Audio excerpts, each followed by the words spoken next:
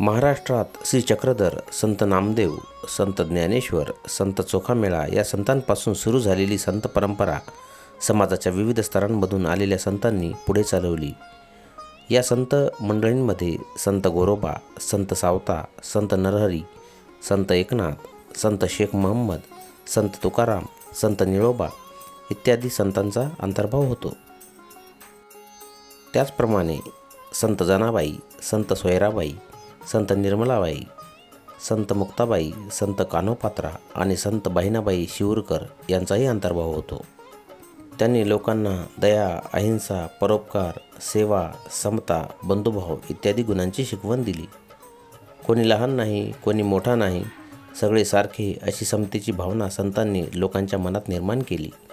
तसेच महाराष्ट्रात संत रामदासांनी आपले कार्य केले. श्री चक्रधर स्वामी. श्री चक्रधर स्वामी मूळ गुजरातमधील एक राजपुत्र. वैराग्यवृत्ती धारण करून ते महाराष्ट्रात आले.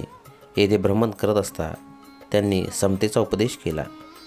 त्यांना स्त्री पुरुष जातीपाती हे भेद मान्य नव्हते. त्यामुळे त्यांना अनेक स्त्री पुरुष अनुयायी मिळाले. त्यांनी स्थापन केलेल्या पंथास महानुभाव पंथ असे म्हणतात. श्री चक्रधर स्वामींच्या आठवणींचा संग्रह म्हणजे लीळाचरित्र हा ग्रंथ होय. संत नामदेव. संत नामदेव विठ्ठलाचे निस्सीम भक्त होते. ते नरसीगावचे राहणारे. त्यांनी अनेक अभंग रचले, कीर्तने केली व जनतेत जागृती निर्माण केली. त्यांनी भागवत धर्माच्या प्रसारासाठी महाराष्ट्रभर संचार केला. त्यांनी लोकांना भक्तीची शिकवण दिली.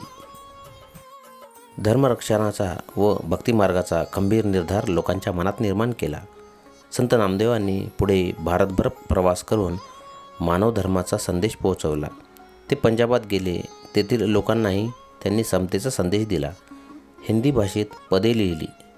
त्यांची काही पदे आजही शीख लोकांच्या गुरु ग्रंथ साहिब या धर्मग्रंथात समाविष्ट आहेत.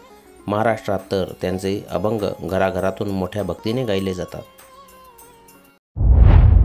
संत ज्ञानेश्वर.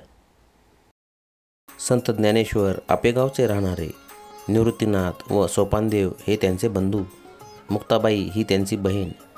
त्यावेळचे कर्मठ लोक या मुलांना संन्याशाची मुले म्हणून नावे ठेवत. त्याचे कारण असे, त्यांच्या वडिलांनी संन्यास घेतला होता. घर सोडले होते, पण पुढे गुरुच्या आज्ञेवरून ते परत घरी आले आणि संसार करू लागले. पुढे त्यांना ही 4 मुले झाली. हे त्यावेळच्या कर्मठ लोकांना मान्य नव्हते. लोकांनी त्यांना वाळीत टाकले होते. लोक त्या मुलांचा छळ करीत असत. ज्ञानेश्वर एकदा भिक्षेची झोळी घेऊन गावात गेले, पण कोणी त्यांना भिक्षा घातली नाही. सगळीकडे त्यांना वेडेवाकडे बोल ऐकावे लागले. त्यांच्या बालमनाला खूप दुःख झाले. ते आपल्या झोपडीत आले. झोपडीचे दार बंद करून आत दुःख करत बसले. त्यात तेथे मुक्ता आली. गवताच्या ताटीवर टिचक्या मारत ती ज्ञानेश्वरांना म्हणाली, ताटे उघडा ज्ञानेश्वरा, अहो आपण दुःखी कष्टी होऊन कसे चालेल? जगाचे कल्याण कोण करील? बहिणीच्या उपदेशाने ज्ञानेश्वरांना हुरूप आला. दुःख सावरून ते कामाला लागले. ठिकठिकाणी गोरगरिबांचा, मागासलेल्या लोकांचा धर्माच्या नावाखाली छळ होत होता. तेव्हा ज्ञानेश्वरांनी लोकांना कळकळीचा उपदेश केला. ईश्वरावर श्रद्धा ठेवा, सगळ्यांशी समतेने वागा, दुःखी माणसांना मदत करा, त्यांचे दुःख नाहीसे करा. त्यांचा उपदेश गेली 700 वर्षे महाराष्ट्राच्या कानाकोपऱ्यात एकसारखा घुमत आहे. त्या काळात धर्माचे ज्ञान संस्कृत ग्रंथांमध्ये बंदिस्त झालेले होते. सर्वसामान्य लोकांची बोलण्याची व व्यवहाराची भाषा मात्र मराठी होती. ज्ञानेश्वरांनी मराठी भाषेतून ज्ञानेश्वरी हा फार मोठा ग्रंथ लिहिला. धर्माच्या ज्ञानाचे भांडार त्यांनी लोकांना खुले करून दिले. लोकांना बंधुभावाची शिकवण दिली.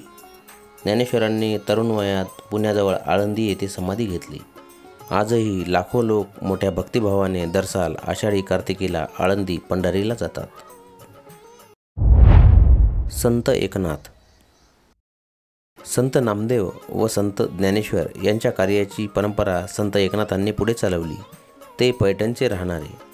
त्यांनी भक्तिमार्गाचा प्रसार केला. त्यांनी अनेक अभंग, ओव्या व भारुडे लिहिली. कोणतेही उचनीच भेदभाव मानू नका असा त्यांनी लोकांना उपदेश केला. भक्तीचा मोठेपणा त्यांनी लोकांना पटवला. गोरगरिबांना, मागासलेल्या लोकांना त्यांनी जवळचे केले. इतकेच नाही तर मुक्या प्राण्यांना देखील त्यांनी दया केली. प्राणीमात्रांवर दया करा असा लोकांना त्यांनी उपदेश केला. संत एकनाथ जसे बोलत तसे वागत. एके दिवशी ते गोदावरी नदीवर स्नानाला निघाले होते. दुपारची वेळ होती. ऊन रखरखत होते. वाळवंट तापले होते. त्या तापलेल्या वाळवंटावर एक पोरके पोर रडत बसले होते. त्याच्या रडण्याचा आवाज नाथांच्या कानी आला. त्यांनी त्याचे आईबाप जवळ आहेत का यासाठी इकडे तिकडे पाहिले. धावत ते मुलाजवळ गेले.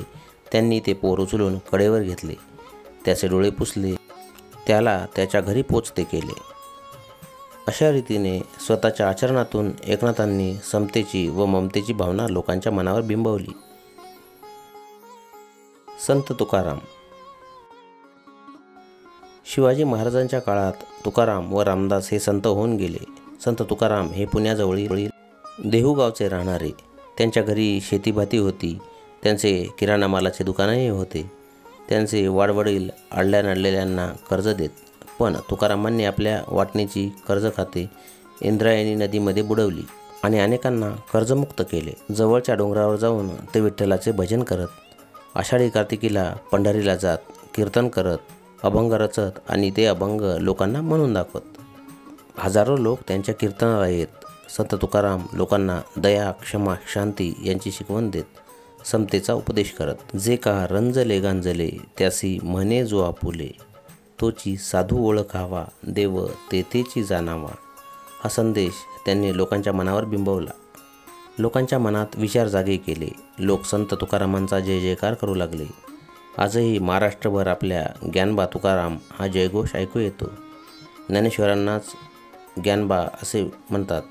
तुकाराम गाथा आजही घरोघरी वाचली जाते. समर्थ रामदास. त्याच काळात महाराष्ट्राच्या कडेकपारीत जय जय रघुवीर समर्थ अशी रामदासांची गर्जना घुमत होती. त्यांचा जन्म मराठवाड्यातील गोदावरीच्या काठी जांब या गावी रामनवमीच्या दिवशी झाला. रामदासांचे मूळ नाव नारायण, पण ते स्वतःला रामाचा दास म्हणू लागले. दासबोध या त्यांच्या ग्रंथातून त्यांनी लोकांना मोलाचा उपदेश केला. तसेच त्यांच्या मनाच्या श्लोकातून त्यांनी लोकांना सद्विचार व सद्वर्तन यांची शिकवण दिली. बलोपासनेसाठी त्यांनी ठिकठिकाणी हनुमानाची मंदिरे उभारली. लोकांना शक्तीची उपासना करण्याचे शिकवले. सामर्थ्य आहे चळवळीचे, जो जो करील तयाचे हा संदेश त्यांनी लोकांना दिला. रामदासांनी लोकांना संघटना करण्याची व अन्यायाविरुद्ध प्रतिकार करण्याची स्फूर्ती दिली. त्यामुळे त्या काळात लोकांना धीर आला. साधू संतांच्या कार्यामुळे लोकजागृती झाली. धर्माबद्दल आदर वाढला. लोकांच्या मनात आत्मविश्वास निर्माण झाला. संतांच्या कामगिरीचा शिवरायांनी स्वराज्य स्थापनेसाठी उपयोग करून घेतला.